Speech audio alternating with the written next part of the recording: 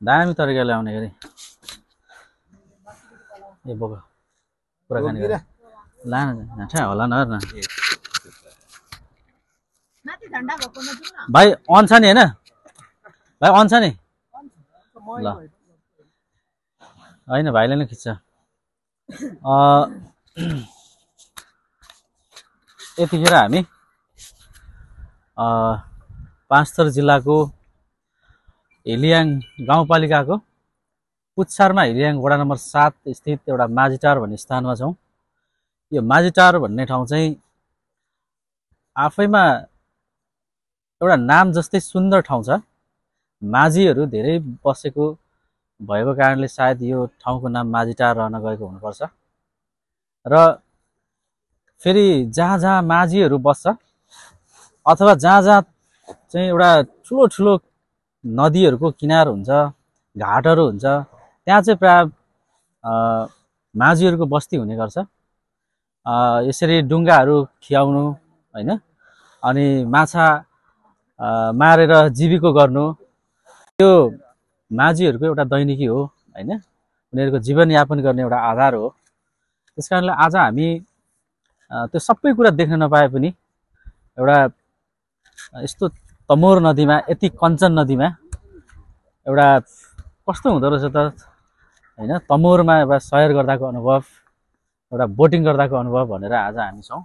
त्यसो हुँदाखेरि यतिखेर मेरो साथमा विभिन्न दिग्गज व्यक्तित्वहरूको साथमा छु। के छ मेरो एकदम प्रिय मित्र मधु पनि छ। कस्तो अनुभव भइराखेको छ एकचोटि भनिदिनु। एकदम रमाइलो अनुभव भइराखेको छ।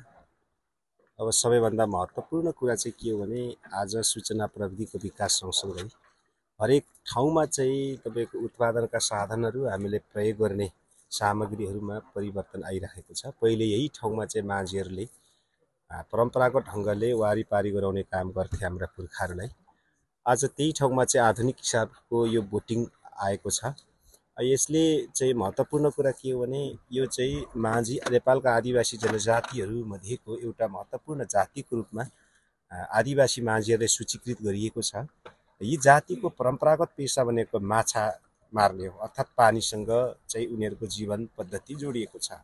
त्यसमा आज तकसम्म यो परम्परागत यो मौलिक पेशा नभने यसले व्यवसाय भनौँ, व्यवसायलाई चाहिँ अंगीकार गरेर यसरी जीविकोपार्जनको सन्दर्भमा आज पनि यो निरन्तर दिइरहँदा यहाँबाट हामीले के सिक्नु पर्यो भने नलेज भन्ने कुरा, स्किल भन्ने कुरा चाहिँ एक पक्षीय मात्रै हुँदैन।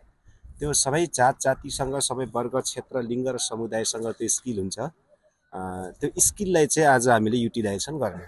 जस्तो यो नाउ चलाउने, यो माछा मार्ने स्किलमा माझी जातिले कसले भ्याउन सक्ला र? माझी जातिको यो चाहिँ परम्परागत रूपमा पुर्खाहरूबाट हस्तान्तरित सिपहरू, यो कौशलहरूलाई आज पनि हामीले उजागर गर्न सक्यौँ र आज पनि यसलाई महत्त्व दिन सक्यौँ भने अझ धेरै माझी जातिको समयमा, माझी जातिको जीविकोपार्जनमा चाहिँ नयाँ खालको परिवर्तन आउन सक्दछ। हामी यो चाहिँ नेपाली शिक्षणको क्षेत्रमा यो एउटा आप्त वाक्य छ जसले हामी सदैव प्रयोग गर्ने गर्छौँ। हामी विद्यार्थीहरूलाई माछा मारेर दिने होइन, उनीहरूलाई माछा मार्न सिकाउने।